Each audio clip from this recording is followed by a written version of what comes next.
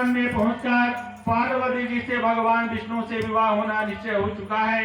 ऐसा सुनते ही पार्वती जी को महान दुख हुआ। उस दुख से बीन होकर अपनी सखी के पास पहुंचकर विलाप करने लगे।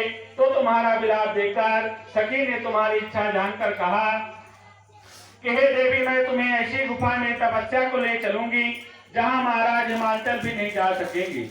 ऐसा कहकर उमार सहेली सहित हिमाचल की गहन गुफा में विलीन हो जाती हैं।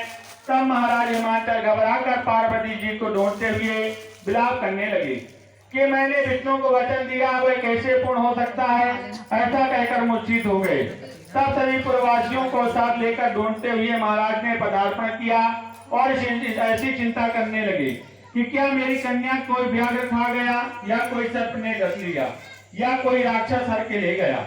उस समय तुम अपनी सखी के साथ गहन गुफा में बिना जल अन्न के व्रत मेरे व्रत को प्रारंभ किया। इसी और बालू से शिव प्रतिमा स्थापित कर विविध वन पुष्प फलों से पूजन करने लगी। उस दिन भाद्रपद मास के तृतीय शुक्ल पक्ष हस्त नक्षत्र युक्त प्राप्त थी। मेरी पूजा के फल स्वरूप में मेरा सिंहासन हिल उठा। मैंने जाकर तुम्हें दर्शन दिया और तुमसे कहा, हे देवी, मैं तुम्हारे व्रत और पूजन से अति प्रसन्न हूँ। तुम अपनी कामना मुझसे वर्णन करो। इतना सुनकर तुमने लज्जित भाव से प्रार्थना की कि आप अंतर्यामी हैं, मेरे मन के भाव आपसे छिपे नहीं हैं।